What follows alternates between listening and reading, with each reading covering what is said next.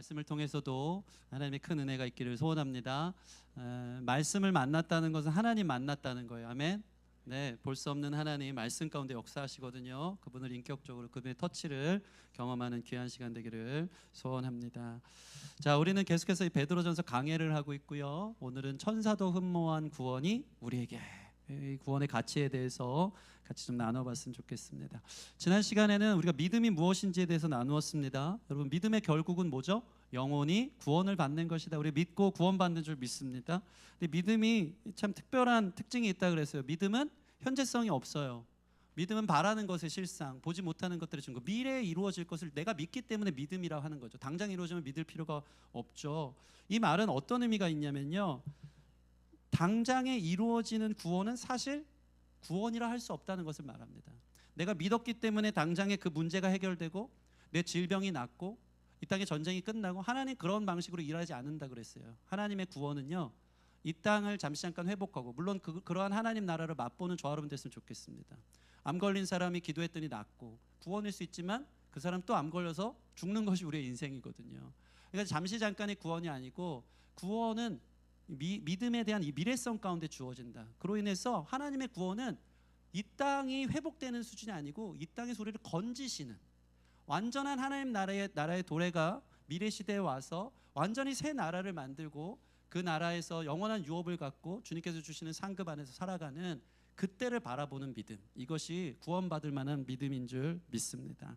여러분, 끝까지 믿음으로 주님 오실 날을 소망합시다. 아멘. 믿는 자는 주님의 얼굴과 얼굴을 맞대고 내가 주님을 압니다, 보았습니다, 고백하는 그날이 올 줄 믿습니다. 끝까지 나그네와 같은 삶, 그렇지만 잠시 잠깐이라 그랬어요.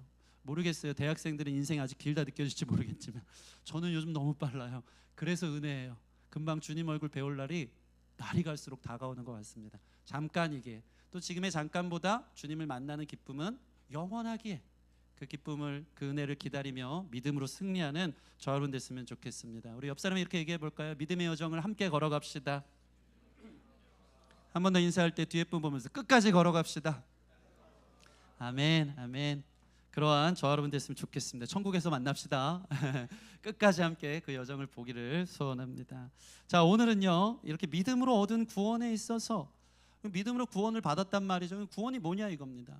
구원이 어떤 가치가 있나, 뭐가 그렇게 중요해서 이 땅에 나그네의 삶을 살면서 그 나라를 소망하고 그 은혜를 바라보는가, 이게 얼마나 중요한지에 대해서 오늘 본문은 이렇게 시작하죠. 우리 동현 형제 읽은 것처럼 이 구원에 대하여는, 이 구원의 가치, 이것이 얼마나 믿을만하고 소중한지에 대해서 우리에게 나누어 주고 있습니다. 여러분, 오늘 말씀을 통해 내가 얻은 구원이, 내가 들은 복음이 얼마나 이 세상에서 비교할 수 없는 은혜인지, 감사할 일인지 다시 한번 발견할 수 있는 귀한 시간 되기를 주님의 이름으로 축원합니다. 자, 오늘 본문은 그래서 이 구원에 대하여는 하며 첫 번째로 구원에 대한 근원적 질문을 해소해 주고 있습니다. 여러분, 참 재밌습니다. 모든 인류에 하나같이 하는 질문이 있어요. 바로 그것은 구원입니다. 이 땅의 문명과 문화가 시작된과 동시에 종교와 철학이 시작되면서 사람들은 참 계속 질문해요. 나는 어디로부터 와서 어디로 가나? 나는 누구인가? 동물이 하지 않는 질문이죠. 그 종교 안에서 문화가 파생하는 거예요. 철학이 발달하는 거 아니겠습니까? 그러면서 모든 사람들의 이 깊은 DNA는 바로 나는 어떻게 구원받느냐에 대한 질문인 것입니다. 여러분, 왜 이런 질문이 있을까요? 모든 인류가 이 땅에 살아가면서 불완전함을 겪기 때문입니다. 뭔가 평안이 없어요. 불안한 상태, 계속 무언가를 찾고 있는 상태. 어떻게 해야 행복한가? 어떻게 해야 내 삶이 나아지는가? 도대체 뭐가 구원이지에 대한 이 궁극적 질문들이 저와 여러분 안에 있는 것입니다. 그러니까 이 죄의 굴레 쳇바퀴 속에 살면서 뭘 해도 허무하고 뭘 해도 재미없고, 어저께 저희 다음 세대 아이들과 서울랜드를 다녀왔습니다. 정말 재미없었습니다. 주말에 그것도 1시간씩 줄을 서서 참 아이들 섬기는, 우리 아이들은 신났습니다. 그러나 우리 아이들이 한 40대쯤 되면 알 거예요. 네, 그게 전부가 아니고 물론 저는 못 타서 즐길 줄 몰라서 그렇긴 하지만, 여러분, 이 땅에 어떤 재미로도 어떤 성공으로도 우리를 만족하는 게 없어요. 진정한 구원은, 진정한 안식은 주님 품에 있다는 것이죠. 그러니까 이것들을 계속 추구하고 찾는 것이 인생들의 숙제라는 것입니다. 여러분은 도대체 어떤 구원 때문에 그렇게 열심히 사십니까? 좋은 대학을 가면 구원이라고 생각합니까? 정말 구원일까요? 좋은 직장 들어가면 구원입니까? 결혼 잘하면 구원일까요? 여러분 그 사진을, 그 청사진을 캐시기 바랍니다. 제가 아는 분은 그 학생인데, 명지대 때 알았던 학생인데 조교 선생님이었어요. 근데 외교관이랑 결혼을 해서 인스타 올라가는 거 보면요, 늘 해외여행 중인 것 같아요. 늘 그렇게 돈도 안 벌어요. 너무 행복해요. 자기 개발하면서 올리는 거예요. 제가 그거 보면서 야, 천국 같은 삶을 산다, 남자 잘 만났다, 이런 생각을 하는 거예요. 근데 여러분, SNS에 올라오는 그 모습이 그 사람의 정말 모든 일상일까요? 우리 인생들은요, 멀리서 보면 희극, 가까이서 보면 비극이에요. 다 저마다의 삶 속에 해결하지 못할 삶의 문제들, 공허함들, 어려움들, 돈으로 해결하지 못하는 수많은 문제들 갖고 있는 구원을 갈망하는 삶이 우리의 것이라는 것입니다. 정말이지 이 땅에 모든 사람들이 질문을 하고 갓난아기가 엄마 젖을 찾기까지는 울음을 그치지 않듯 수많은 사람들이 찾는 게 이 구원에 관한 얘기라는 것이죠. 근데 이 근원적 질문을요, 오늘 본문 보니까요, 우리처럼 열심히 연구하고 부지런히 살핀 사람들이 있다는 것이죠. 우리 10절 말씀 같이 읽어보겠습니다. 10절 말씀 시작. 이 구원에 대하여는 너에게 임할 은혜를 예언하던 선지자들이 연구하고 부지런히 살펴서, 이 구원에 대하여 선지자들이 그들도 동일한 질문을 갖고 열심히 연구하고 살폈대요. 그들이 우리보다 더 열심히 공부했겠죠. 더 열심히 찾았겠죠. 도대체 뭐가 구원이지? 도대체 뭐가 안식이지? 뭐가 내 안의 만족이지? 그런데 여기서 중요한 구원의 정체가 드러나요. 이들이 열심히 연구하고 부지런히 살펴서 구원을 깨닫는 게 아닙니다. 마치 불교에서 얘기하는 내가 득도했다, 내 안에서부터 깨달았다, 그게 구원이 아니에요. 사람이 이 세상에서 자기 자신의 어떠함으로 구원을 깨달을 수 있는 사람은 아무도 없죠. 선지자들이 깨달은 한 가지가 있어요. 그게 뭡니까? 우리 11절 읽겠습니다. 11절 시작. 자기 속에 계신 그리스도의 영이 그 받으실 고난과 후에 받으실 영광을 미리 증언하여 누구를 또는 어떤 때를 지시하는지 상고하니라. 아멘. 선지자들이 부지런히 연구하고 살폈지만 그 한계 속에서 자기 속에 계신 그리스도의 영이 그것을 증거했다는 거예요. 밖으로부터 구원은 오는 것입니다. 가르쳐 줄 때 우리는 들을 수 있고, 아, 이것이 구원이구나, 내 안에서가 아니고 여기서 나타나는 자기 속에 계신 그리스도의 영이 증언하여 그들이 이거 구원이고 이것이 구원이구나, 구원의 방식이구나, 그들이 깨닫는 것입니다. 실로 이 선지자들의 뜻이 뭡니까? 히브리어로 나비라고 하는데요, 전달자일 뿐입니다. 그들이 연구해서 내가 발표하는 게 아니고 들은 것을 전하는 것이죠. 여러분, 이처럼 구원은 밖으로부터 들려지는 소식으로 다가오는 것인 줄 믿습니다. 그래서 12절 보면요, 계속 이 맥락을 유지하고 있어요. 12절 보면 이 구약의 선지자들이 앞으로 나타날 구원의 은혜를 증언했는데 이것이 누구를 통해 우리에게 들렸습니까? 12절 보시면 복음을 전하는 자들을 통해 우리에게 알려졌다라고 고백하고 있는 거예요. 여러분, 그래서 구원은요, 내 안에서 공부한다고 되는 게 아니고요, 구원은 복된 소식입니다. 엄청난 뉴스인 겁니다. 오늘 우리가 찬양한 것처럼 굿 뉴스예요. 가스펠이라고 하잖아요. 가스펠, 합성어 아닙니까? 하나님이, 이 스펠이 원어적으로 보면 소식이란 뜻이, 하나님의 소식이에요. 마치 9시 뉴스, 헤드라인 뉴스에 소식이 들려오는 겁니다. 예수님이, 뉴스를 말씀드리겠습니다, 예수님이 우리를 대신해 죽으심으로 우리를 구원해 주셨습니다. 그 소식을 듣는 것이 구원의 시작인 것입니다. 내 안에서 캐묻고 용을 쓰고 찾을 수 있는 것이 아니기에 구원은 소식이 아니고는, 듣지 않고는 받을 수 없다라는 사실들을 여러분 기억하시기 바랍니다. 그러므로 그 소식이 들렸습니까? 귀 있는 자는 듣는 귀한 은혜 있기를 원합니다. 내가 찾을 수 없는 놀라운 소식을 믿는 거예요. 아멘. 그러면 그 구원이 내 삶에 적용되어진다는 사실을 기억하시기 바랍니다. 성경은요, 한 번도 예수님을, 복음을, 십자가와 부활을 막 증명하려고 애쓰지 않고 그냥 전하고 있어요. 그 소식을 아무리 과학적으로 합리적으로 증명한들 믿음이 생깁니까? 아니에요. 계속 반박하고 반발하고 아니라고 생각하고 서로 첨예한 논쟁만 있을 뿐입니다. 그러나 전해진 소식을 내가 귀로 듣고 마음으로 믿어 믿음으로 그 소식을 접해 들으면 그때부터 여러분 삶에 하나님 나라가 시작되어진다는 것입니다. 여러분, 이 구원의 수혜자들, 복음을 듣고 믿게 되는 저와 여러분 되기를 주님의 이름으로 축원합니다. 저도 MBTI가 FT 중간 어디쯤 요즘 T 같아요. 점점 T 같은데 제가 T처럼 은혜도 받았더라고요. 제가 말씀 준비하면서 보니까 막 감정적으로 하나님 터치해서 뜨겁게도 받은 적이 있지만 제 삶에 있어서 제가 이 복음을 그 소식을 듣고 정말 감격했던 그 순간이 잔잔하게 왔던 그 대학교 1학년 때 그 예배를 기억합니다. 대학교 1학년 주일 오전 예배였어요. 주일 오전 예배 정통 예배였어요. 찬송가 부르고 일어났다 앉았다 하는 매우 정적이 흐르는 침묵과 고요함 속에 경건하게 드리는 분위기였죠. 근데 그때 당시에 제가 존경하던 저에게 성경 공부를 처음 알려주셨던 이 부목사님이 설교의 단에 쓰셨는데 그분은 늘 이 설교하실 때 폼이 아직도 생각나요. 주머니에 그렇게 손을 넣으세요. 이게 건방져 보일 수 있는데 정말 진지한 거. 그러면서 이러면서 오만 인상을 쓰면서 이게 하나 한 구절 한 구절 씹어가면서 우리에게 설교를 해주셨던 목사님입니다. 근데 그 목사님께서 복음이 무엇인지에 대해서 우리를 위해 대속하신 십자가의 은혜가 무엇인지에 대해서 저에게 설명해 주실 때 제가 그 소식을 듣고 그때부터 갑자기 깨닫기 시작한 겁니다. 아, 나를 위한 십자가에 죽으신 그 예수님의 은혜가 얼마나 큰지. 내가 어려서부터 은혜도 받고 고등학교 때는 방언도 하고 막 뜨거운 은혜도 받았지만 정말 기름처럼 잔잔하게 떨어지는 그 말씀 속에서 내 마음이 이 소용돌이 치는 것을 경험한 겁니다.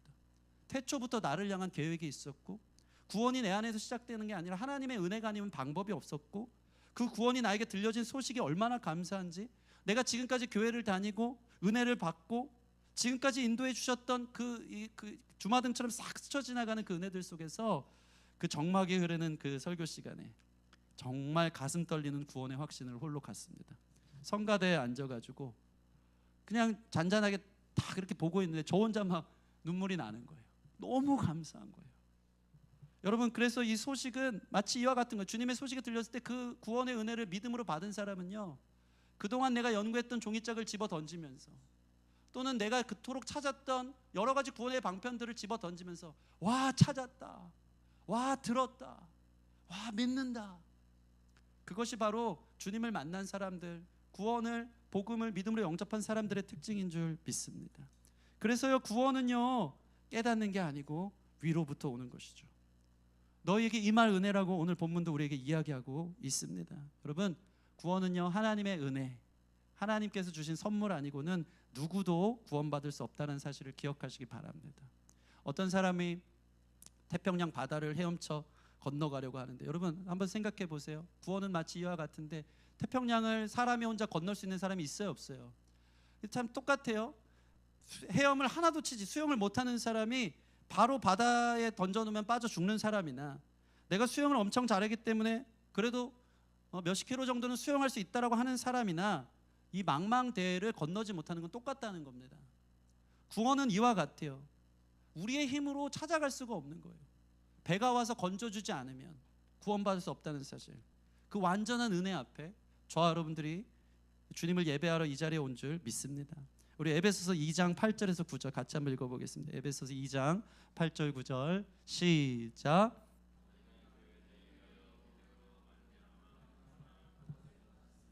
이것은 너희에게서 난 것이 아니요 하나님의 선물이라. 행위에서 난 것이 아니니 이는 누구든지 자랑하지 못하게 함이라. 아멘. 여러분, 자랑할 것도 아니에요. 내가 잘나서 내 노력으로 얻은 내 공로도 아니에요. 하나님이 주신 선물인 줄 믿습니다. 심지어 선물이 열어보니까요, 우리가 살 수 있는 수준도 아니에요. 우리는 그 크기가 너무 크니까 그 가치를 몰라서 가볍게 여기는 것 같아요. 오늘 말씀을 통해서 그 구원의 은혜가 얼마나 큰지를 새롭게 깨닫게 되는 저와 여러분 됐으면 좋겠습니다. 여러분 아세요? 말씀을 매주 들어가면서 구원의 가치, 그 놀라운 복음의 은혜를 한 소절이라도 깨달을 때 우리는 그 하나 갖고도 영원토록 찬양받으실 하나님을 예배하지 않을 수 없는 줄 믿습니다. 그 주님의 놀라운 구원의 무게를 발견하기를 소원합니다. 자, 그렇다면 이 구원의 내용은 무엇인지 한번 볼까요? 선지자들이 성령께서 가르쳐 주셔서 선지들 깨달은 게 있어요. 구원을 계획하시고 구원을 이루시고 구원을 우리에게 전해주신 이 구원의 주체자 되신 분이 계시다는 것을 선지자들이 깨닫습니다. 우리 11절 같이 한번 읽겠습니다. 11절 시작. 자기 속에 계신 그리스도의 영이 그 받으실 고난과 후에 받으실 영광을 미리 증언하여 누구를 또는 어떤 때를 지시하는지 상고하니라. 아멘. 선지자들이요, 우리를 향한 구원자가 있는데 그가 받으실 고난과 그 후에 받으실 영광의 부활을, 그가 누구며 어느 때에 와서 그 일을 하는지 성령님이 하나하나 가르쳐 주신 거예요. 그 계시를 따라 선지자들이 부지런히 살피고 상고해서 적어낸 게 뭐죠? 저희가 들고 있는 성경이에요. 구약 성경입니다. 여러분, 이 구약 성경의 저자들, 구약 성경을 쓴 사람이 한 30명에서 40명 됩니다. 이들은 심지어 예수님이 오시기 전 1500년 전부터 이 말라기, 예수님 오기 전 400년까지 약 1000년 이상 동안 예수님의 오심을 예언했다는 것입니다. 한결같이 이 땅을 구원하러 오시는 하나님의 아들이 오신다는 것을 그들이 입을 맞춘 적이 없는데 동일하게 증언하고 있다는 게 놀라운 사실 아니겠습니까? 심지어 이 모세오경, 창세기부터 시작한, 창세기 처음 열 때부터 하나님의 놀라운 창조, 사람을 어떻게 사랑하셨는지, 그렇지만 3장부터 시작되는 죄된 역사 속에 하나님의 놀라운 복음의 은혜가 거기서부터 원시복음이 쓰여져 있어서 우리를 구원하고자 하는 하나님의 히스토리가 시작되고 있는 것이죠. 창세기를 시작해 다윗과 이사야를 비롯해 수많은 선지자들, 에스겔, 다니엘, 미가, 스가랴, 말라기, 호세아, 요엘, 그 모두가 구원자로 오실 예수님의 초점을 맞추면서 우리에게 약속하고 있다는 것입니다. 여러분, 만약에 짜고 치는 신화의 이야기라면 1000년 동안 걸쳐서 쓰여진 책이 있을까요? 그럼에도 불구하고 저자가 40명이 넘는데 그 한 주인공을 맞아떨어지게 하는 이 대서사의 이야기에 퍼즐을 맞추는 얘기가 있냐 이 말입니다. 이것은 주님께서 한 분 되셔서 쓰신 이야기이기 때문에 가능한 줄 믿습니다. 40명이 동시대 사람도 아니었어요. 서로 한 분 얼굴도 보지 못한 사람들이 하나같이 오실 구원자가 있다. 그분은 참 하나님의 아들이시며 참 사람이시며 십자가의 고난과 부활의 영광을 통해 구원을 이루실 분이다 라고 선언하고 있는 것입니다. 여러분, 성경은, 예전 성경은요, 이런 종이, 비싼 종이가 아니고 여러 양피지나 또는 이 파피루스라고 식물 줄기로 만들어 놓은 종이에서 쓴 것입니다. 수많은 고대 문서들이 발견된 것들이, 그것들을 잘 정리해서 집약한 것이 성경인데요. 가장 최근에 발견된 문서가 1950년대 이스라엘 쿰란 동굴에서 발견됐습니다. 그때 이사야서 사본이 발견됐어요. 누군가 받아 적은 것이죠. 옮겨 적은 것이죠. 근데 이게 이사야서가 그대로 기록된 것이 거의 이사야서가 BC 200년 전 기록된 이 문서인데, 이 문서가 그게 동일하게 그때의 문서랑 동일하게 고백되어져 있는 거예요. 그러니까 이사야는 예수님 오시기 전 700년 전 사람인데 그가 예수님을 예언하고 있다라는 것이죠. 서로 내용을 맞춘 적이 없어요. 여러분, 한번 볼까요? 이 선지자들이 어떻게 서로 다른 시대에 살았지만 그 예언들로 다시 오실 예수님을 선언했는지, 증언했는지 우리 함께 찾아보겠습니다. 한번 볼까요? 이사야 7장 14절. 이사야가 이렇게 예언한 게 있습니다. 이사야 7장 14절 같이 읽겠습니다. 시작. 그러므로 너에게 주실 것이니라. 보라, 처녀가 잉태하여 아들을 낳을 것이요 그의 이름을 임마누엘이라 하리라. 아멘. 여러분, 이사야가 지금 예수님께서 구원자가 사람으로 오셔야지만 사람을 대신해서 죽을 수 있고, 죄가 있는 사람은 죽을 수 없기에 죄 없는 자가 사람으로 오는 유일한 방법은 성령으로 잉태되는 거예요. 사람의, 남자의 피의 혈통에서 태어난 아이일수록 아이여봤자 죄인으로 태어날 수밖에 없기 때문에 유일한 하나님의 지혜는, 구원의 지혜는 사람이면서 죄 없는 사람이 태어나야 되는 동정녀 마리아를 통해 태어나셔야 됐다는 것이죠. 여러분, 이것이 예수님 오기 전 700년 전 사람의 예언인 것입니다. 말이 됩니까? 그는 그리스도의 영에 충만해서 이러한 구원자가 오실 것을 성령이 가르쳐 주셔서 기록해 놓은 것이죠. 시편 22편 한번 볼까요? 시편 22편은 다윗이 예언하고 쓴 시인데요. 시편 22편 16, 18절 같이 읽겠습니다. 시작. 개들이 나를 에워쌌으며 악한 무리가 나를 둘러 내 수족을 찔렀나이다. 내가 내 모든 뼈를 셀 수 있나이다. 그들이 나를 주목하여 보고 내 겉옷을 나누며 속옷을 제비 뽑나이다. 아멘. 여러분, 이게 다윗이 쓴 시입니다. 다윗은 예배자였어요. 그는 노래를 많이 지었어요. 수금을 들고 양을 치다가 이 나무 밑에서 작사 작곡 많이 하는 사람. 그는 예배하면서 하나님의 구원을 갈망했던 사람인데 그는 시편을 통해서 엄청난 다시 오실 예수님에 대한 예언들을 여기저기 써내려 갑니다. 방금 저희가 읽은 시편 22편은 뭘 이야기하고 있죠? 그가 내 수족을 찔렀다. 그들이 예수님을 예표하고 있는 거예요. 십자가에 손과 발이 찔리는 것을 다윗은 1000년 전 사람인데, 예수님 탄생 1000년 전 사람인데 예언하고 있어요. 예수님이 실제로 십자가 앞에서 겉옷이 나누어지고 로마 군병들에 의해서 속옷이 제비 뽑혀진 얘기가 1000년 전 다윗의 이야기 안에 들어있다니까요. 이것을 성령이 우리에게 가르쳐주고 있는 겁니다. 다윗의 시편 한 편 더 찾아볼까요? 시편 16편 10절 시작. 수월에 버리지 아니하시며 주의 거룩한 자를 멸망시키지 않으실 것임이니이다. 여러분, 이것은 부활을 예표하는 다윗의 예언이었습니다. 다윗은 그것을 다 본 거예요. 하나님이 가르쳐 주셨어. 여기 보면 주께서 내 영혼을 수월에 버리지 아니하며 썩음을 당치 않겠다. 이게 왜 부활의 예표입니까? 베드로가 초대교회 설교를 할 때 이 설교를 부활의 구절로 가져와서 설교합니다. 예수님을 수월로 버리지 않고 썩음 당치 않게 하시고 다시 살게 하신 능력, 이 다윗을 통해 예언시킨 것이죠. 한 편만 더 보겠습니다. 그 부활하신 주님이 지금 어떻게 이 세상을 통치하는지 시편 110편 1절 시작. 여호와께서 내 주에게 말씀하시기를 내가 내 원수들로 내 발판이 되게 하기까지 너는 내 오른쪽에 앉아있으라 하셨도다. 여러분, 이 시를 잠깐 띄워주시면, 다윗이 시를 썼는데요, 제3자처럼 어떤 상황을 지금 보고 있어요. 자기가 주체가 아닙니다. 객체가 돼서 보는데, 여호와께서 내 주에게 말씀하시기를, 내 주는 누굴 얘기할까요? 예수님을 말씀하는 거예요. 하나님이 예수님께 말하는데, 내가 너의 원수들로 내 발판이 되기까지 너는 내 오른쪽에 앉아있으라 하는 것을 계시로 받고 성경으로 써내려간 것입니다. 이게 무슨 소리입니까? 예수님이 부활하셔서 하나님 보좌 우편에 앉으셔서 지금도 하나님의 정권을 가지고 통치하시는 살아계신 하나님이시라는 사실을 이 다윗을 통해 예언하고 있다는 것입니다.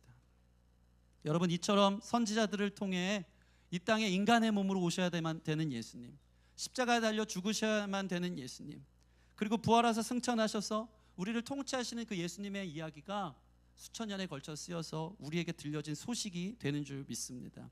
이 복음을 믿고 그 구원자 되신 예수님을 영접할 수 있는 귀한 은혜가 있기를 소원합니다. 저는 이 설교를 준비하면서 특별히 예수님의 십자가의 고난에 대해서 한 구절 묵상하며 함께 나눌 것이 있었습니다. 여러분, 예수님이 십자가에서 우리는 이 고난주간이 될 때마다 얼마나 많이 고통받으셨는지에 대해서 묵상할 때가 있어요. 얼마나 손과 발에 못이 박혔을 때 아팠을까. 거의 눈물 나고 은혜 받을 때가 있죠. 얼마나 그 하중이 실리면서 숨도 못 쉬고 질식사나 쇼크사로 돌아가셨을까 막 묵상하는 거예요. 그러면서 예수님이 십자가 지기가 힘드셔서 그 잔을 드시기가 힘들어서 겟세마네에서 이 떨어지는 땀방울이 핏방울이 될 만큼 극심한 스트레스 속에 기도하셨다는 내용들을 우리가 묵상할 때가 참 많습니다. 그런데 예수님이 정말 다가올 육체의 고난의 십자가가 두려워서 그 극심한 스트레스에 이 피땀을 흘리시며 기도했을까요? 전혀 그렇지 않다는 것입니다. 여러분, 초대교회에 수많은 믿음의 사람들도 예수님처럼 근 300년에 걸쳐서 다 십자가에 달려 죽은 사람들이 많습니다. 그들이 십자가의 고통이 무서워서 도망간 사람들이 아닙니다. 기꺼이 그 고통을 감내했다는 것이죠. 네로 황제 때는요, 로마에 엄청난 이 화재가 벌어집니다. 네로 황제가 이것을 보고 이 누명을 기독교인들에게 뒤집어 씌워서 화재를 일으킨 범인들이 기독교인들이다 하면서 기독교 전체를 학살하는 시기가 있는데, 여러분 역사서에 보면요, 기독교인들을 한밤중에 송진을 다 발라요. 그리고 밤새도록 불을 붙여서 타오르게 해서 로마의 밤거리에 등불이 되게 해요. 그 불타는 그 시신으로 죽어가는 그 아픈 고통 속에서 그들은 기꺼이 그 고통을 감내하면서 하나님을 찬송하면서 예수님을 위해 죽는 것을 특권으로 여겼다니까요. 그러니까 예수님이 십자가에 얼마나 무서우셨을까, 그게 얼마나 고통스러워, 귀한 또 1차원적인 우리 안에 묵상이 되는 줄 믿습니다.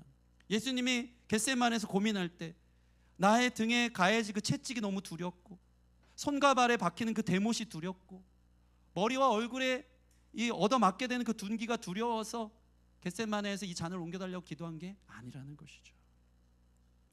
제가 요즘 이 포로셔 목사님한테 많이 빠져 있는데, 포로셔 목사님 이 표현을 이렇게 하더라고요. 예수님이 보신 잔의 무게는 그냥 육신의 고난 때문이 아니라 거룩하고 흠없는 그분이 죄인이 되셨다는 사실이라는 것이죠. 여러분, 이 깊이를 아세요? 육신의 고통이 아니라 예수님이 정말 스트레스를 받으면서 이 잔을 옮겨달라고 기도한 이유 중에 하나는요, 나는 거룩하고 흠없는 하나님을 정말로 사랑했던 순결한 사랑으로 주님의 자녀로 아들로 섰던 사람인데 이런 내가 주님 앞에 죄인 취급 당하다니요, 마치 당신의 순결을 빼앗기는 기분이었을 거예요. 내가 얼마나 하나님을 사랑했는데 이렇게 버려지나. 하나님을 향한 흠도 티도 없는 당신의 사랑에 완전히 배제되어서 죄 있다 여겨지며 이 온 세상의 죄를 피레침처럼 다 받아내시는 그 자체가 예수님에게는 가장 큰 고통이고 고난이었다는 것입니다. 여러분, 예수님은 죄인 취급 당하다 못해 하나님께 버림받죠. 그래서 성경 기자는요, 나의 하나님 어찌하여 나를 버리시나이까를 아람어 그대로 사복음서에 적어 놓습니다. 엘리 엘리 라마 사박다니. 이게 얼마나 큰 예수님에게 있어서 가장 치명적인 고통인지를, 하나님께 버림받는 그 자체. 여러분, 예수님이 우리를 이토록 사랑하는 줄 믿습니다. 하나님의 아들 되신 그분이 완전히 순전하고 완전한 사랑으로 하나님을 바라보며 사랑했던 그분이 버림받음을 통해 우리가 수용됐다는 게 복음이에요. 버림받음을 통해 우리가 용납됐다는 게 복음이에요. 죽을 수밖에 없고 멸망을 향해 가는 우리가 하나님의 자녀로 입양되었다는 것이 복음인 것이죠. 그 은혜가 있기 때문에 지금 베드로는요, 왜 이 얘기를 하고 있냐면, 베드로 전설을 통해 나그네처럼 살아가는 사람들, 이 시대에 그리스도인들로 많은 박해를 당하고 손해를 당하고 사회 비주류로 살아가는 이 사람들을 향해서 너희는 세상이 버렸을지 모르지만 예수님은 너희를 버린 적이 없다. 너희는 영원히 용납될 것이다. 내가 너희를 모른다 하지 않겠다. 내가 너를 두 팔 벌려 끌어안아 주겠다. 우린 누구나 그런 이 본질이 있다는, 이 소속되고 싶어하는 욕구가 있거든요. 어디에 가입될까? 어디에 소속돼? 누가 나를 인정해 줄까? 여러분, 세상이 여러분 알아주지 못해도 예수님이 우리를 알아주시고 내가 영원히 너희를 버리지 않겠다, 임마누엘의 하나님 되시는 줄 믿습니다. 그 은혜가 우리 안에 다시 한번 새롭게 그 가치가 발견되어지기를 주님의 이름으로 축원합니다. 그래서 이 마귀와 하나님의 음성의 차이가 있다고 하잖아요. 마귀는요, 언제나 우리를 정죄합니다. 야, 지금 네 꼴을 봐. 네가 하는 짓을 봐. 너 예배드리고 한 주 동안 살아간 너의 삶을 봐. 그러니까 너를 하나님이 버리실 거야. 너는 하나님 사랑받을 자격이 없어 라고 마귀는 얘기해요. 근데 하나님의 온도도 사실은 우리를 많이 혼낼 때가 있어요.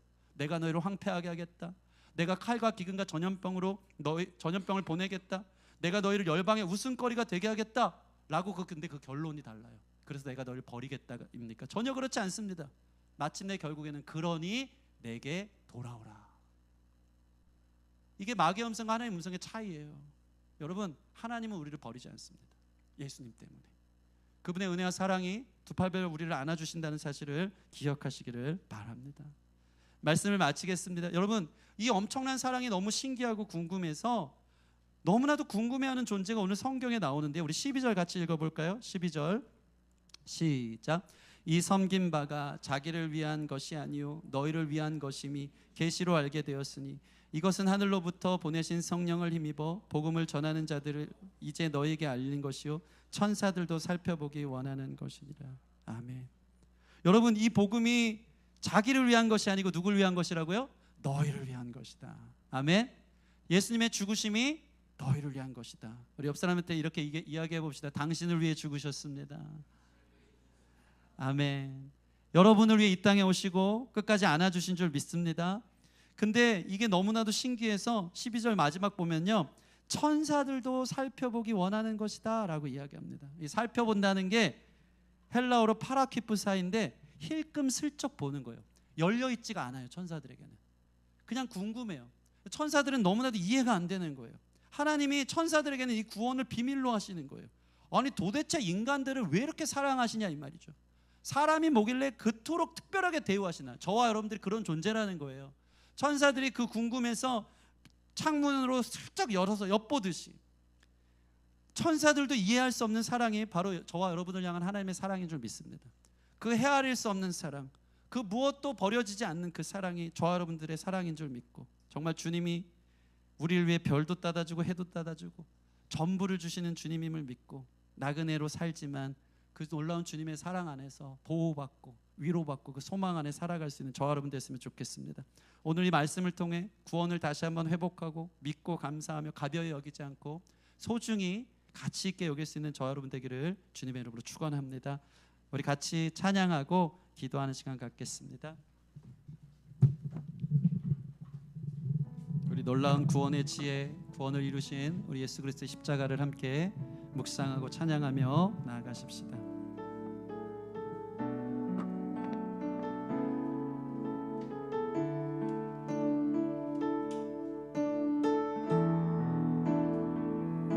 모든 능력과 모든 권세 모든 것 위에 뛰어나신 주님, 세상이 측량할 수 없는 지혜로 모든 만물 창조하셨네. 모든 나라와 모든 보좌 이 세상 모든 경이로움보다 이 세상 모든 값진 보물보다 더욱 귀하신 나의 주님, 십자가 고통당하사 버림받고 외면당하셨네. 짓밟힌 장미꽃처럼 나를 위해 죽으셨네. 나의 주,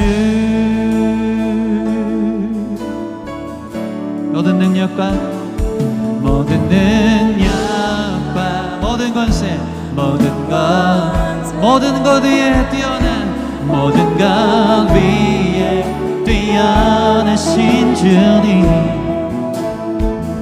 세상이 측량할 수 없는 지혜로 모든 만물 창조하셨네. 모든 나라와 모든 보좌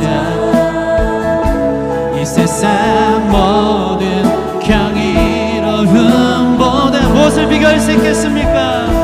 이 세상 모든 값진 보물보다 더욱 귀하신 나의 주님, 십자가 고통당하사 버림받고 외면당하셨네. 짓밟힌 장미꽃처럼 나를 위해 죽으셨네. 나의 주 십자가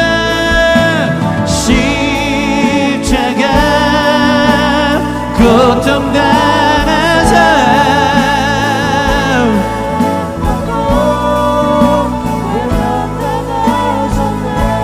짓밟힌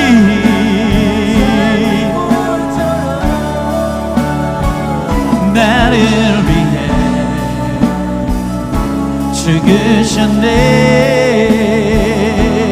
나의 주 십자가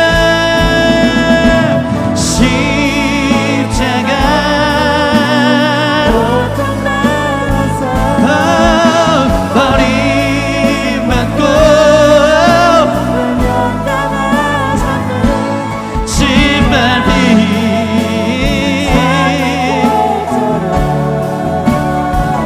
나를 위해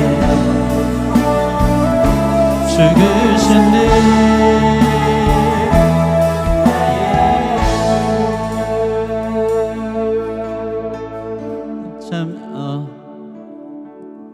청승맞게도 지난주 이 어린이 예배를 드리는데 제가 눈물을 감출 수가 없고 너무 하나님 앞에 죄송한 거예요. 베드로 설교하는데 예수님을 3번이나 부인한 베드로를 향해 예수님이 오셔서 베드로야 네가 나 사랑하니? 이 양심이 너무 찔리니까 또 죄책감에 감히 대답을 못하는 그를 끝까지 사랑으로 품어주시고 인도하시는 그 주님의 사랑. 여러분, 우리는 하루에도 12번씩 예수님 버리잖아요. 매일같이 예수님 십자가에 못 박는 삶을 살잖아요. 가치 없이 느끼고 내 필요에 따라 언제라든지 등 돌릴 수 있는 분. 천사가 이해가 안 되는 거예요. 도대체 왜 그러한 사람을 사랑하시냐 이거죠. 그 아들을 죽이기까지.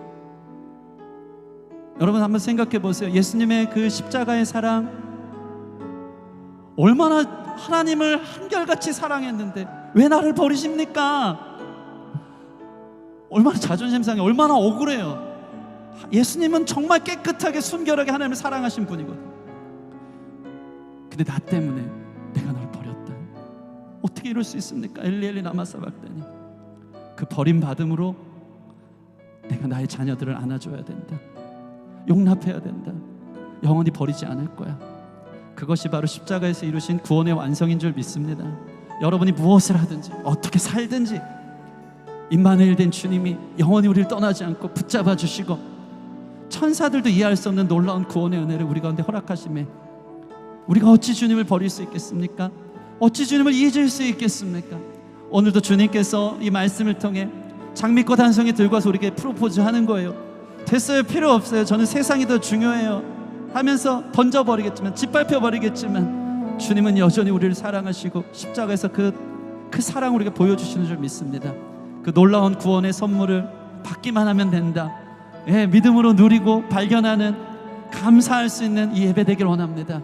우리 같이 그 주님의 은혜를, 십자가를 묵상하며 그 구원의 감격이 회복되도록 감사함으로 주님 앞에 나아가는, 또 결단하는 귀한 시간 되길 원합니다. 함께 기도하며 나아가겠습니다.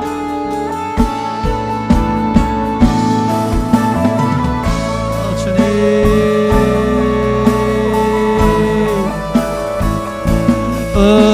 우리는 가치 없고 또 주님을 등지고 주님과 상관없이 사며 주님을 버립니다. 이런 우리를 버리지 않으시고 용납하시고 안아주시고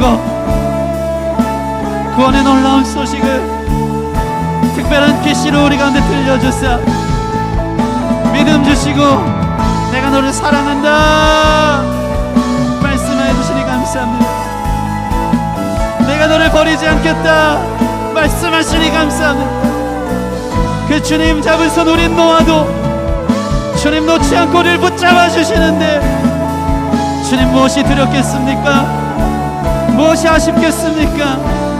그네 앞에 감사하며 주님 손잡고 마주하며 걸어갈 수 있는 우리 믿음의 우리 기쁨의 길 성도들 될 수 있도록 인도해 주시기를 원합니다. 도와주세요. 그 사랑에 취하게 해주세요. 그 사랑에 젖게 해주세요. 세상 사람들 손가락질해도 이해 못하는 그 사랑이 내게 있기에 주님 결정하고 주와 함께 걸어가는 우리 모든 성도들 되도록 그런 기쁨의 길 되도록 주님 역사하시고 이끌어 주시옵소서.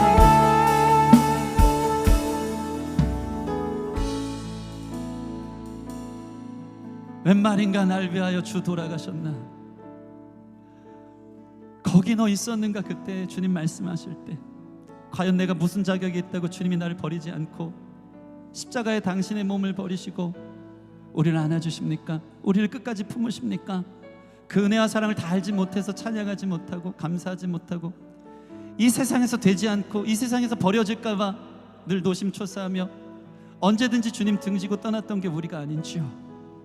이런 우리를 위해 수천 년부터 예언하신 성경이 응하게 하시려고 우리 가운데 예수 그리스도를 보내시고 놀라운 소식을 들은 그 놀라운 구원의 수혜자들이 우리인 줄 믿습니다.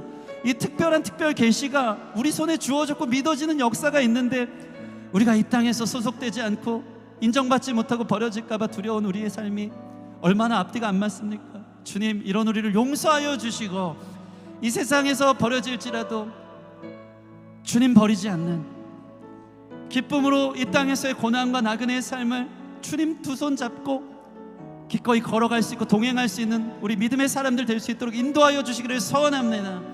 우리가 때론 놓을지라도 주님이 그 손 붙잡고 우리를 붙들어 주시고 함께 위로하시며 걸어가 주신 줄 믿사오니 주님의 구원이 이 땅에서 무화과 잎이 마르고 포도 열매 없더라도 여호와의 구원으로 인하여 기뻐하며 즐거워하며 삶에 주시는 평안과 기쁨 안에 걸어갈 수 있는 우리 성도들 되게 하여 주시옵소서. 오늘 다시 주님 품에 왔습니다. 예배하며 주님의 놀라운 은혜를 기억하게 하시니 감사합니다. 주님 안아주시옵소서. 놀라운 주님의 자녀로 회복하시고 그 감격과 은혜 앞에 감사하며 주님께서 주신 구원을 보답하며 살아갈 수 있는 우리 모든 우리 예배자들 되길 소원하고 감사하며 예수님 이름으로 기도합니다. 아멘. 아멘. 우리 주께 영광의 박수 올려드리겠습니다.